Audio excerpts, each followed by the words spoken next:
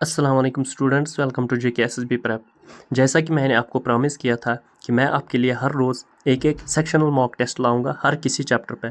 पहले चैप्टर पे ज्योग्राफी का हमने मॉक टेस्ट लिया है और मैंने वो भी बताया कहाँ कहाँ से क्वेश्चंस आते हैं, ज़्यादातर आपको क्या पढ़ना है।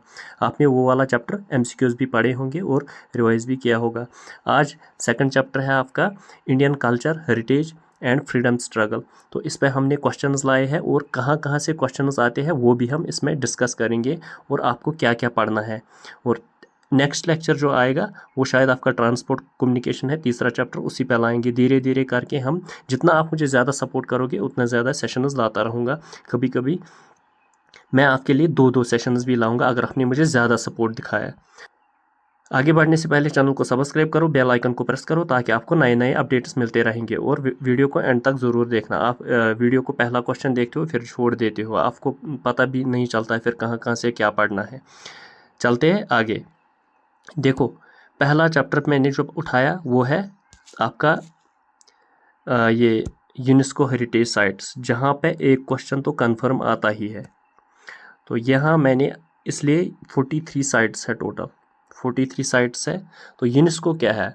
United nations educational, scientific and cultural organization. ये एक ऑर्गेनाइजेशन है जो इम्पॉर्टेंट हिस्टोरिकल साइट्स है, ये यहाँ जो इम्पॉर्टेंट जो नेचुरल साइट्स है वो प्रिजर्व करता है। जिसको यूनेस्को ये मिलेगा ना स्टेटस, उसको फिर UN यूनाइटेड नेशंस ही प्रिजर्व करता है। तो फाउंड कब किया गया? 1945 में। ये भी याद रखना, कहाँ? लंदन UK में। हेडक्वार्टर कहाँ है इसका? पेरिस फ्रांस में। तो इंडिया ने कब ज्वाइन किया? 1946 में। हाँ, ये बात याद रखना। अब चलते हैं आगे क्वेश्चन पे। Which UNESCO heritage site in India is located in Gujarat was inscribed in 2021 में वो दी गई थी। देखो, एक है शांति निकेतन, एक है होयसला टेम्पल्स, एक है ककातिया रुद्रेश्वर टेम्पल, रामापा टेम्पल, एक है धोलावीरा। देखो, गुजरात में एक है वो है धोलावीरा। धोलावीरा एक वो पानी का वो होता था, एक कुआं जहाँ पे पानी लेते थे। कौन? ये मैं बताऊँ, इंदस वैली सिविलाइजेशन के। धोलावीरा एक वाटर टैंक थी। इसको यूनेस्को हेरिटेज साइट दी गई थी कब? 2021 में। अब रहा ये शांति निकेतन, ये 1905 में एक बनाया गया था। क्या ये स्कूल था किसका? जो हमारे नोबल लॉरेट है रविंद्रनाथ टैगोर, बंगाल में है ये शांति निकेतन, ये इंस्टीट्यूट है। ये 2023 में इसको दिया गया था। अब होयसाला टेम्पल्स ये कहाँ? ये कर्नाटका में। ये सेट ऑफ टेम्पल्स है वहाँ। एक ये होयसाला एक ये है, वहाँ रूलर्स हुआ करते थे, डायनास्टी जो रूल करती थी, उन्होंने ये टेम्पल बनाया था, इसको अब बनाया गया। अब ये है ककातिया रुद्रेश्वर टेम्पल, रामाप्पा टेम्पल, ये इसको हेरिटेज साइट दी गई थी 2021 में ही। ये कहाँ था? तेलंगाना में। अब ये सारी आपको याद करनी पड़ेगी और हेरिटेज साइट्स इसी तरह याद करते हैं कहाँ। अब देखो, लेटेस्ट आपको कौन सी है? 43rd कौन है? मैडोमस। मैडोमस मतलब एक टॉम्ब होते थे जहाँ वो बादशाह असम के वो मोहम्मद जो रूलर्स होते थे, जब वो मरते थे उनके लिए टॉम्ब बनाते थे, उसको बोलते थे मोएडामस। और उसको कब दिया गया था हेरिटेज साइट? 2024 में। ये बात याद रखना, कौन है? मोएडामस, असम की, जो रिसेंटली डिक्लेयर की गई हेरिटेज साइट। इसमें क्वेश्चन आ सकता है। चलते हैं आगे।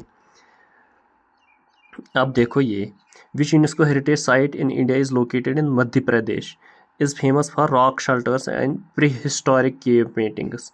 कौन है? भिमबेटका है, सुंदरबंस है, काजीरंगा है या एलिफेंटा है? देखो, मध्य प्रदेश में है भिमबेटका रॉक शेल्टर, जो प्री हिस्ट्री मतलब स्टोन एज से वहाँ पे लोगों ने कार्व किया था ये रॉक शेल्टर्स, वहाँ पे वो रहते थे। पेंटिंग्स वगैरह वगैरह बाकी सारी इसकी जितने भी है प्री हिस्ट्री से आज तक हिस्ट्री, वो सारी इसमें बुद्धिज़्म के भी वो रॉक केव्स है, बाकी चीज़ें।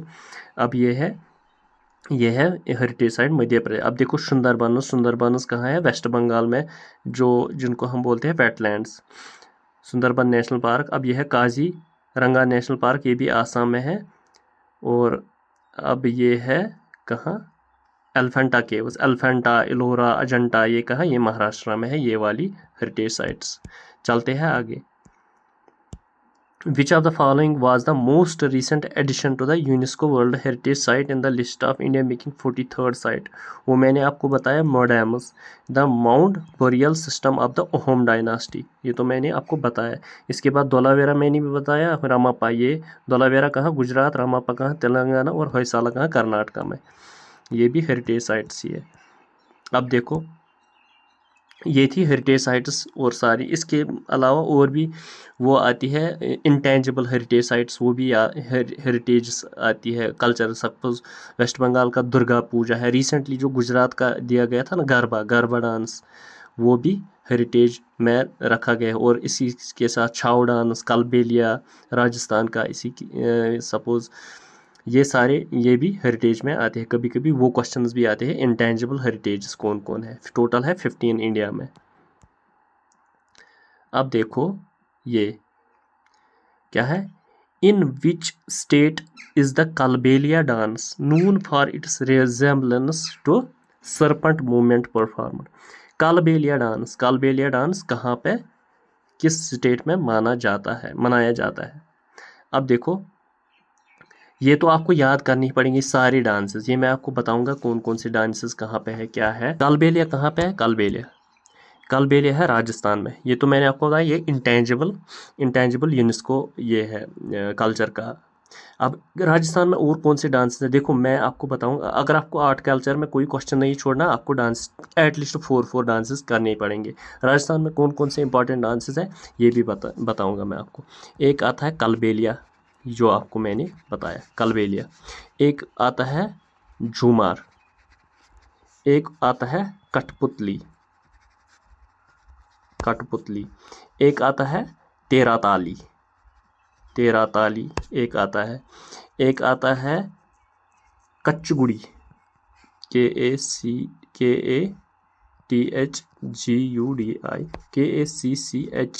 कच्चगुड़ी। देखो ये याद रखना, कलबेलिया, झूमर, कठपुतली, कच्चगुड़ी और तेरा ताली, ये तो एटलीस्ट याद करो, इनमें आता है। सबसे इंपॉर्टेंट है इसमें यही कलबेलिया और झूमर, ये बात याद रखना। देखो ये आपको याद, किसी भी तरीके से इनको याद करो। पंजाब में कौन सी इंपॉर्टेंट डांसेस है, सबसे इंपॉर्टेंट डांसेस वो तो आपको पता ही है पंजाब में क्या है। पंजाब में कौन सा आता है, पंजाब में आता है वो भांगड़ा तो आपको पता ही है, भांगड़ा आता है, भांगड़ा, गिद्धा और बाण, डाफ, बाकी चीज़ें ये भी आती है पंजाब में। सबसे इम्पोर्टेंट का है भांगड़ा है इसमें। तो इसके बाद उड़ीसा में सब बहुत सारे इंपॉर्टेंट डांसेस है। उड़सी जो है, उड़सी है क्लासिकल डांस, वो भी आपको याद करना पड़ेगा, उड़सी। और कौन सा डांस है उड़ीसा में, और है घुमारिया, और सवारी है, डंडा जात्रा सबसे इम्पोर्टेंट डांस है, ये क्वेश्चन आया था। और इसके बाद पैका आया था। गुट्टी पुआ भी एक इम्पॉर्टेंट डांस है, ये उड़ीसा में है। देखो ये आपको याद करने पड़ेंगे, ये लिख के रखो। और अगर आपको ये बहुत सारे ये साइट्स ने दिया है पूरा लिस्ट, 2 4 इंपॉर्टेंट जितनी भी आती है वो आपको करने पड़ेंगे। इस तरह असम में कौन से है, असम है सतारदिया, ये भी क्लासिकल डांस है। बिहू बिच्छू बागोरंबा, बिहू बिच्छू बागोरंबा, ये 3 डांसेस। और है सतारदिया जो क्लासिकल डांस है, ये भी आपको याद करना पड़ेगा। अब देखो भांगड़ा तो मैंने आपको बताया, भांगड़ा एलेवे of energy dance is a folk tradition in which Indian state, वो तो आपको मैंने बताया, वो पंजाब का है, भांगड़ा पंजाब का है। और इसके अलावा हरियाणा में का कोई इम्पोर्टेंट डांस आपको याद है, हरियाणा में है छट्टी, लूर, झूमर, धमाल। थोड़े हरियाणा और राजस्थान में सेम ही डांस है, लेकिन कुछ अलग है। सपोज छट्टी, लूर ये अलग है। इसके अलावा उत्तर प्रदेश का तो याद करना ही पड़ेगा। उत्तर प्रदेश क्या, कथक क्लासिकल डांस है, कथक सबसे इम्पोर्टेंट डांस। इसके बाद है दादरा, नौटंकी, रासलीला, चारकुला, कजरी, ये उत्तर प्रदेश के डांसेस है, ये आपको याद करने पड़ेंगे। हिमाचल प्रदेश में बहुत ज़्यादा डांसेस है, नट्टी, डंगी, जोरा, जाली, चापेली, छाबरा। छाबरा जो है सबसे इम्पोर्टेंट, छाबरा डांस जो ये हिमाचल प्रदेश में ये, और नट्टी, डोंगी, जोरा, जाली, ये 4 डांस ये भी इम्पोर्टेंट है। इन चीज का भी याद करना पड़ेगा आपको।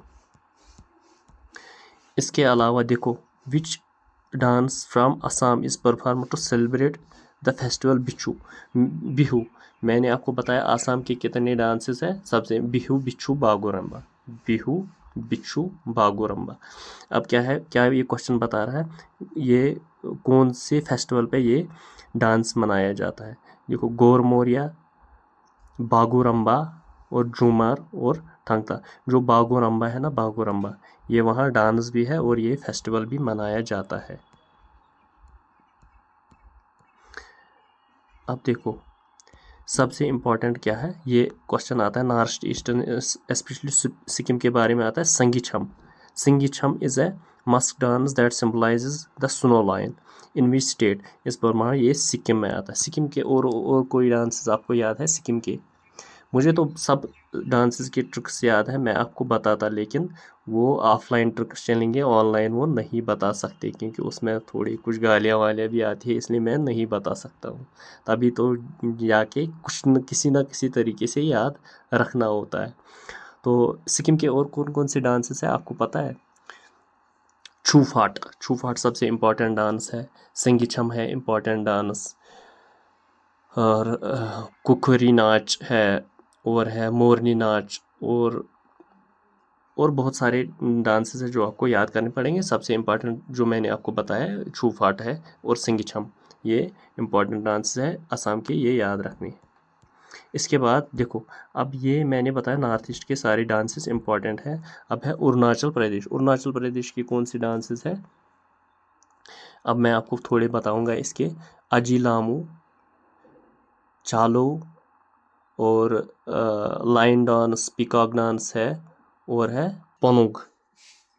क्या क्या याद रखा आपने? Ajilamu, Chalamu, Ponung, line dance and peacock dance. Nagaland का क्या है? नागालैंड की कैपिटल है कोहिमा। कोहिमा के कौन कौन से डांस है मैं आपको बताऊंगा, ये भी इम्पोर्टेंट है। देखो, एक है रंगमा, बैम्बू डांस है, बटरफ्लाई डांस है, खम्बालम है एक डांस, और मणिपुर। मणिपुर भी इम्पोर्टेंट है। मणिपुर में थोड़े थंगता सबसे इम्पोर्टेंट डांस है। जगोई लेमा और मणिपुरी। मणिपुरी क्या है? मणिपुरी क्लासिकल डांस है। इसके बाद है पंगशोलम, थंगता, लेमा, जगोई और मणिपुरी, ये भी इम्पोर्टेंट डांसेस है, ये भी आपको याद रखने पड़ेंगे। इसके बाद है सागा धावा is a festival of which state, किसका है? सिक्किम, त्रिपुरा, मणिपुर एंड आसाम। सागा दावा, तो ये है सिक्किम का इम्पोर्टेंट डांस। ये इम्पोर्टेंट ये है सिक्किम का, सागा दावा है इम्पोर्टेंट ये फेस्टिवल सिक्किम का। और कोई फेस्टिवल है सिक्किम में जो आप मनाते हैं? इसके बाद है लोसार। लोसार तो मनाया जाता है हर किसी नॉर्थ ईस्टर्न स्टेट में, ये बुद्धिज़्म के रिलेटेड है। और इसके अलावा सफ़ादुल्ला है, सफ़ादुल्ला, ये भी एक इम्पॉर्टेंट फेस्टिवल मनाया जाता है। तो मणिपुर का कोई इम्पोर्टेंट फेस्टिवल आपको याद है? मणिपुर का योशेंग, पोरंग एंड चोंग कुट, इसके इम्पोर्टेंट डांसेस ये फेस्टिवल्स है। अब असम का कोई आपको याद है? असम का भी मैं बताऊंगा। अम्बुबाची एक इम्पॉर्टेंट फेस्टिवल मनाया जाता है। बिहू भी एक इम्पॉर्टेंट फेस्टिवल, ये डांस भी है, मैंने आपको बताया, ये फेस्टिवल भी मनाया जाता है। इसके बाद मैंने आपको बताया बागोरम्बा, दिहिंग पटकाई आपने सुना, वो माउंटेन, उसी के नाम से दिहिंग पटकाई भी एक फेस्टिवल मनाया जाता है। और ये आपको मैंने बताया, ये फेस्टिवल्स भी 2-2, 4-4 याद करो हर किसी स्टेट के। अब ये है हॉर्नबिल फेस्टिवल। ये हॉर्नबिल एक वो है जानवर, उसी के नाम से सेलिब्रेट किया जाता है एक फेस्टिवल, क्योंकि ये शायद एंडेंजर्ड हुआ था। अब ये स्टेट बर्ड भी है उसका। तो कहाँ का है? असम, मेघालय, नागालैंड और अरुणाचल प्रदेश। हॉर्नबिल है नागालैंड का है। तो नागालैंड का और एक फेस्टिवल है मोत्सा, मोत्सा एक इम्पॉर्टेंट फेस्टिवल है। और एक अरुणाचल प्रदेश का कोई फेस्टिवल आपको याद है? अरुणाचल प्रदेश का, अरुणाचल का प्रदेश का मैं आपको बताऊंगा थोड़े से फेस्टिवल्स। देखो, एक है रे, एक है द्री, एक है बूरी बूत, एक है मोनपा, एक है माइको, एक है पोंगतू। तो ये सारे कुछ इम्पोर्टेंट है, आपको याद करने पड़ेंगे। ये थोड़ी बहुत याद रखो कौन कौन से फेस्टिवल यहाँ मनाए जाते हैं। अब ये है सिखवा। सिखवा is a religious festival celebrated by the Kirat खम्बूराय community of which. Kirat खम्बूराय एक कम्युनिटी है, वो सिखवा रिलीजियस फेस्टिवल मनाए जाते हैं। Option A Arunachal Pradesh, option B Sikkim, option C Meghalaya, option D Nagaland. तो 4 है। कहाँ मनाया जाता है ये सिक्किम में एक ट्राइब है, वही मनाते हैं ये। कौन सा? सेकवा। In which of the following Indian state is the Lai Haraoba festival celebrate. Lie Haraoba festival कहाँ मनाया जाता है? आप A part Goa, B part Karnataka, C part Manipur, D part Kerala. कहाँ मनाया जाता है? मणिपुर में। तो ये जितने भी ये तिब्बतियन नाम है ना, ले, लासर, बाकी चीज़ें, ये शम, सिंगिचम, बाकी चीज़ें, ये सारे नॉर्थ ईस्टर्न स्टेट्स के ही होते हैं। नॉर्थ ईस्टर्न स्टेट्स में बहुत ज़्यादा क्वेश्चंस पूछे जाते हैं, इसलिए ये मणिपुर में मनाया जाता है।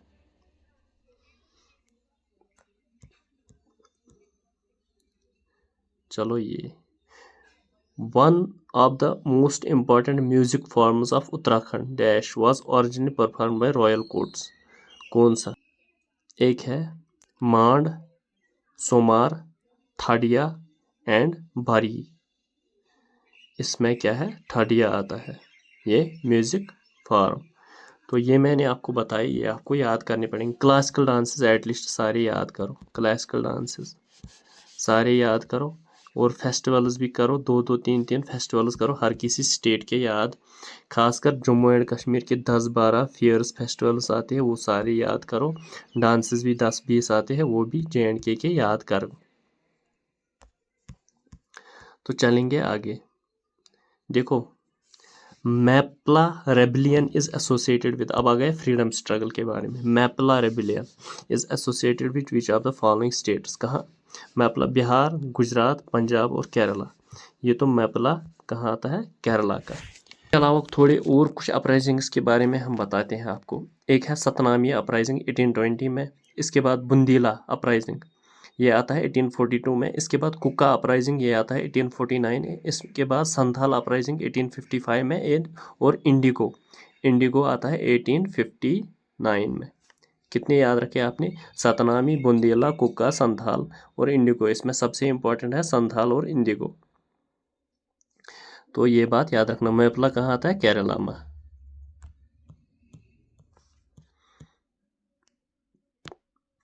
अब देखो, which of the following movements immediately followed the partition of Bengal. Partition of Bengal कब हुआ? 1905 में। 1905 में। इसके बाद क्या आ गया? इसके बाद आ गया स्वदेशी मूवमेंट। क्योंकि जब पार्टीशन ऑफ बंगाल हुआ, उसके बाद लोगों ने उसके ब्रिटिशर्स के साथ थोड़ी कम्युनिकेशन तरक की, बोला कि हम अपना बनाएंगे, इसलिए सीधे इसके बाद स्वदेशी मूवमेंट आ गया। तो 1907 में क्या आ गया? सूरत स्प्लिट। सूरत स्प्लिट मतलब एक्सट्रीमिस्ट्स और मॉडरेटर्स वो अलग अलग हुए, ये बात याद रखना है। इसके बाद बंगाल को cancellation of partition of Bengal, वो कब हुआ? 1911 में। बंगाल अगर पार्टीशन हुआ 1905 में, 1911 में आ गए फिर ये कैंसिलेशन। अब ये क्योंकि बहुत ज़्यादा रेजिस्टेंस फेस करनी पड़ेगी। इसके बाद आता है 1920 में। 1920 में आता है नॉन कॉपरेशन मूवमेंट। ये सारी डेट्स याद रखना। 1920 में क्या आता है? Non cooperation movement. तो इसके बाद सिविल डिसओबीडियंस मूवमेंट आता है। इसके बाद सिविल डिसओबीडियंस मूवमेंट कब आता है? 1930 में। 1930 में आता है सिविल डिसओबीडियंस मूवमेंट। देखो, Rowlatt Act passed in which year? 1917, 1919, 1921, 1923। ये तो सबको पता है। रौलेट एक्ट आया था 1919 में। ये क्या, वो सेडिशन चार्जेस बाकी चीज़ें, मतलब अरेस्ट करो विदाउट वारंट, बाकी चीज़ें, मतलब अगर किसी ने हुकूमत के खिलाफ कुछ भी बोला उसको सेडिशन में अंदर कर दो विदाउट एनी ट्रायल या बाकी चीज़ें। तो उसके फ़ौरन बाद आ गया ये रॉलेट एक्ट पे ही आ गया 1919 में जलियांवाला बाग। ये बात भी याद रखना, जिसमें हज़ारों मारे गए थे। वो बैसाख में आता है, 13 अप्रैल को वो हुआ था। और इस साइमन कमीशन भी आया था, साइमन कमीशन, हंटर कमीशन उसके बाद आ गया था। ये सारी चीज़ें आपको याद करनी पड़ेगी। अब देखो, with reference to the Indian freedom struggle, which one of the following is correct chronological order of the given events? पाठशाला बंगाल हुआ 1905 में, ये बात तो सही है। तो लखनऊ पैक्ट, सूरत स्प्लिट, सूरत स्प्लिट मैंने आपको बताया वो आ गया 1907 में। लखनऊ पैक्ट, लखनऊ पैक्ट हुआ था 1916 में, 1916 में हुआ था लखनऊ पैक्ट। इसका मतलब लखनऊ पैक्ट सूरत के बाद हुआ। पाठशाला बंगाल, सूरत स्प्लिट 1991, लखनऊ पैक्ट मतलब बी।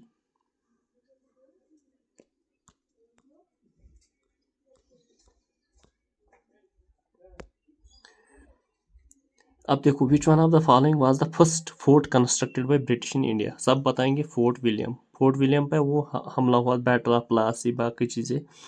और ब्लैक होल ट्रेजिडी जहाँ हुई थी, जहाँ पर बहुत सारे ब्रिटिशर्स को मारा गया था। फोर्ट सेंट जॉर्ज जो था, यही पहला फोर्ट बनाया गया था ब्रिटिशर्स के द्वारा। फिर फोर्ट विलियम बनाया गया था बंगाल में। अब देखो, the Indian councils act 1909 is also known as, क्या बताएगा? जो इंडियन काउंसिल्स एक्ट लाया गया था हर किसी, देखो 1909 में लाया गया था, 1919 में लाया गया था, 1928 में, हर किसी 10 ये साल के बाद, 8 साल के बाद लाते ही थे acts, reforms.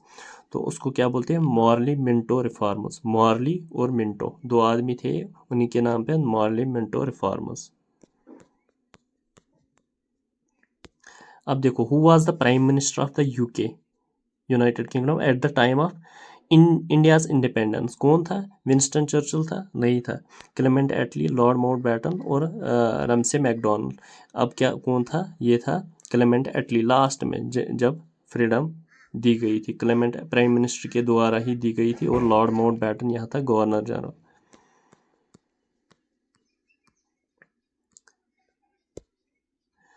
In which session did the Indian National Congress declare पूर्ण Swaraj, complete independence of its goal? देखो, वो कब आया था? लाहौर 1929 में, 1920, क्योंकि उस टाइम बन गया था पंडित जवाहरलाल नेहरू, कौन? प्रेसिडेंट, और मोतीलाल नेहरू को रिप्लेस किया था।